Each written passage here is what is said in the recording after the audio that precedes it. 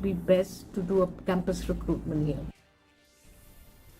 The Directorate of Dairy Development today handed over the milk transportation and testing vehicles under NPDD to 18 dairy cooperative societies of the state at Central Dairy Campus, Maoyong. Speaking on the occasion, Animal Husbandry and Veterinary Minister Mr. A.L. Heck acknowledged that dairy farming in the state is still in the developing stage, even as he encouraged the people to engage in dairy farming to boost the productivity of dairy products and to be self-sufficient.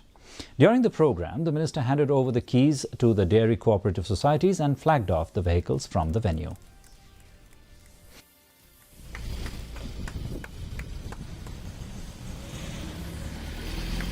This initiative, it cannot be ends only with the government. I told when we went touring to the Garo Hills district, I've been touring into all the farms of the government. I went to the poultry farm, I went to the goatry farm, the cattle farm, and all the farms. But there are very less productions. There's no production at all when we talk about the investment that the government had invested in our farms.